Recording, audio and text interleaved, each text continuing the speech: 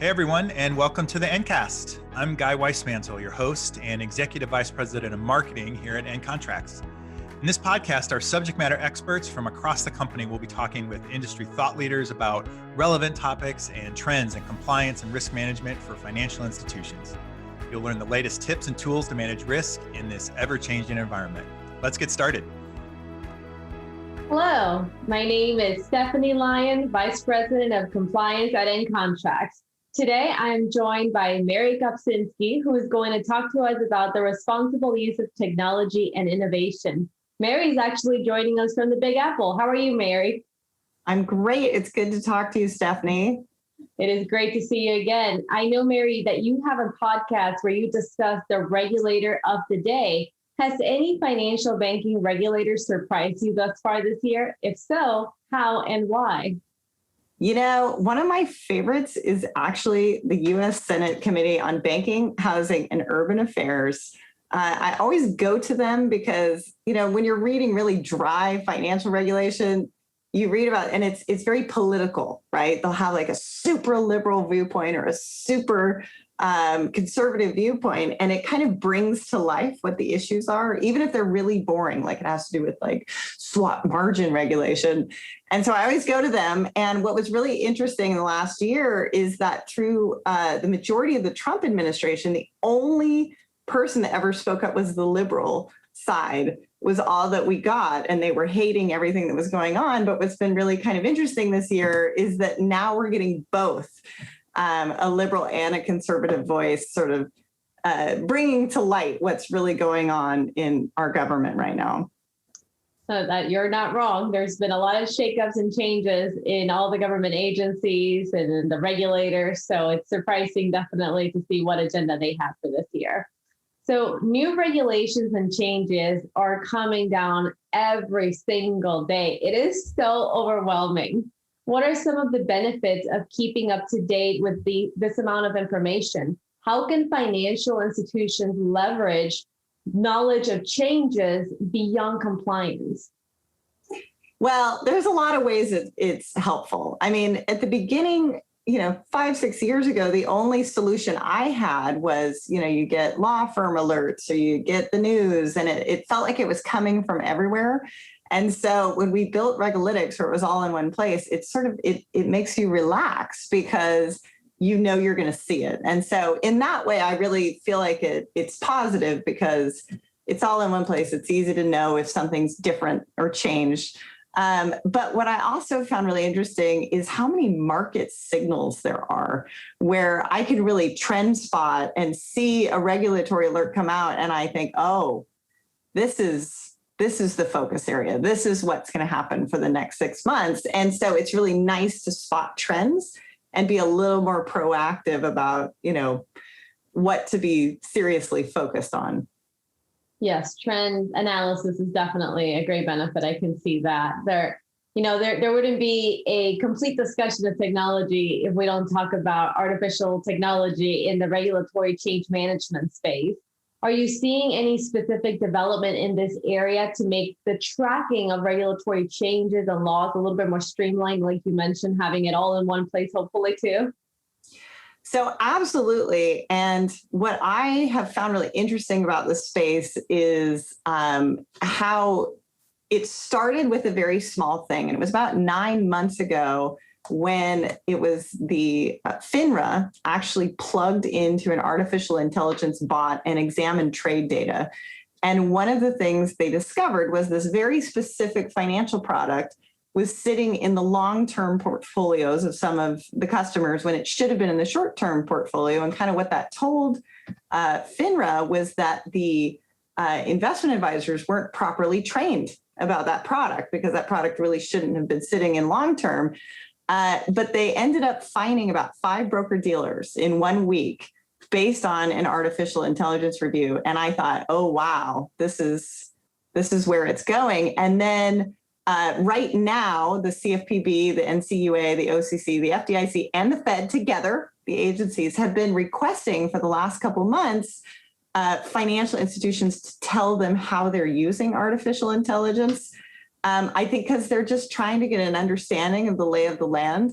But meanwhile, other regulators like Connecticut is now like mandating the way artificial intelligence is used in insurance and making sure that it's equitable. And so right now there's a lot going on around AI. Some of it is highly prescriptive and some of it is just exploratory, but it's nice on a topic like this to be able to see the trends across over 3,000 regulators so that you can get a sense of which directions it'll go.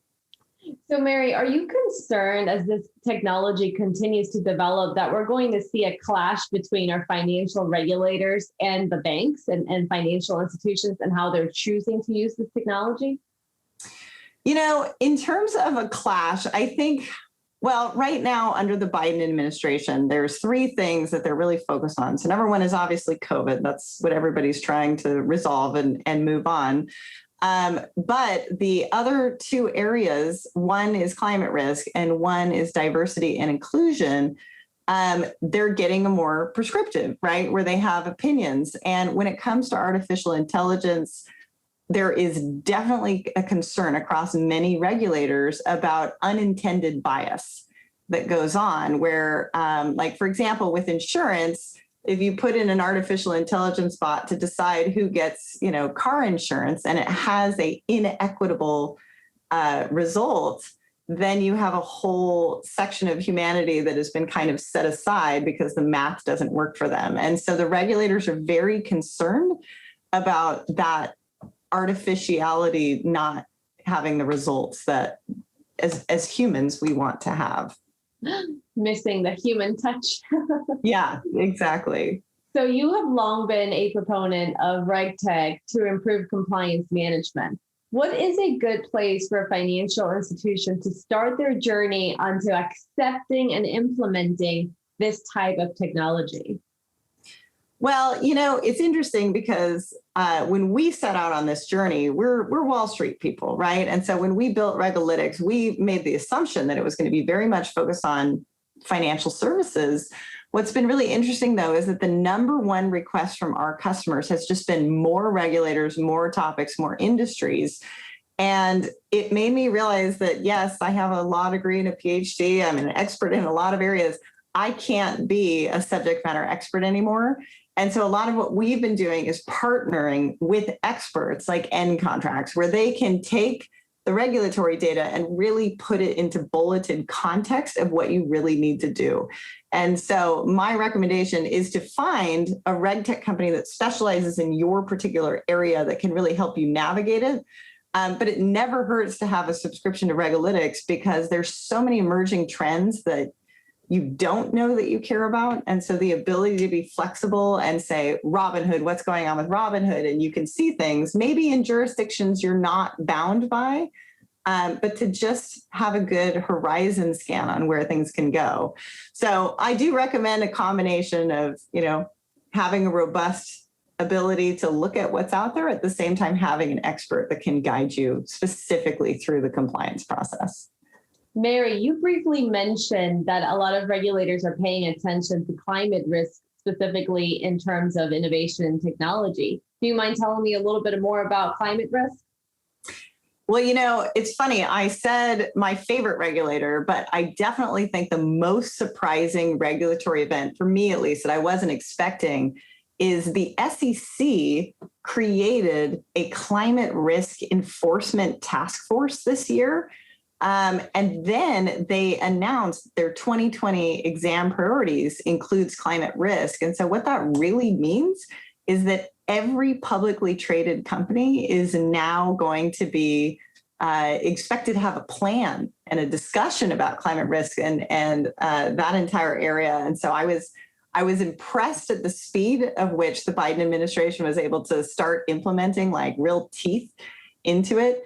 And it's unrelated to climate change, but another real surprising one for me is NASDAQ is still working through the SEC that they're actually trying to include diversity in boards, meaning that if you want to register with NASDAQ to list your company, you're going to have diversity on your board. And so I will say the Biden administration has been very swift to be prescriptive on these topics.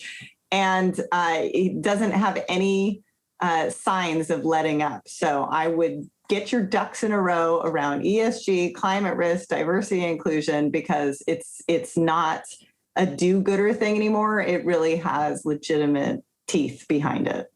I wonder if the having diversity on your board is a little bit to do with a study I read lately, which is boards that have females on them have a little bit less fraud. Do you have any thoughts on that, Mary? You know, there's a lot of studies also about just generally that women leaders are more risk averse generally, which can be good, but it can also be not as good. They don't get access to as much capital, but they have been shown to run companies with better financial metrics behind it. So, you know, I don't want to weigh in too much as a female founder, but I think I'd like to say I've run my business pretty well and pretty, you know, on the money between too risky and not risky enough, but I can't speak on behalf of every single one of us, that's for sure. I think that's why what you mentioned, like having diversity is just important, different voices, different perspectives on risk, different perspectives on technologies that you're going to employ and how you're going to run your business is very important. Yeah. And also with a lot of the Black Lives Matter movement, that is something I've started noticing. Even the financial institution, the financial regulators themselves have boards that are not diverse either. And that there has been a number of not only appointments where it's very clear that they're still not being diverse, but there's been some appointments where you can tell, you know, certain regulators are trying to do something about it. And so insofar that you are a person of color or a woman, almost every week there's openings for different government boards and opportunities to serve and volunteer. And I encourage you, get your name out there. Do you think there's a way in which you can use technology to improve diversity, either in a financial institution or the regulators like you were mentioning, or just general companies? Well, you know, there's one state, I can't remember which one it is, but they have put out a bill right now that it hasn't passed, but they're considering it right now, which is that any company operating within that state, if they are using artificial intelligence to determine if they're going to have a first interview with a candidate for a job, if they're expecting to do that, that they have to register with the state and go through their results to just ensure that it's not needlessly eliminating certain candidates. And so again, like, I think there's a lot of uses around artificial intelligence, but the problem is if you're looking at a pattern and the pattern that has pre-existed is lopsided, there is a need for certain regulatory invention to ensure that it distributes and is a little more equitable. And so I think there's definitely ways to spot this and, you know, look at the numbers and the math and look at the demographics. For example, the CRA, the Community Reinvestment Act, is been up for overhaul. It was first developed in the civil rights movement. And the idea is that if you're giving out loans in a community, in a particular zip code, that the loan ratio should be relative to the diversity of that zip code. And so I do think artificial intelligence can be tapped into to do that analysis and then figure out pretty easily where a certain institution is maybe not doing it on par with the demographics of the location that they're in. Well, Mary, thank you so much for joining us from the city that never sleeps and sharing your insights in how financial institutions can leverage technology for responsible innovation to bring more people to the table and to ensure that we are all banking responsibly. Thanks. It's been a pleasure to be here, Stephanie. Hey everyone, that wraps up another great episode of the Ncast, where we are able to talk with people on the front lines of risk and compliance across the financial services industry. If you liked what you heard, please leave us a review. And if you're not subscribed yet, we invite you to do so on your favorite podcast platform. Thank you so much for listening, and we'll see you soon.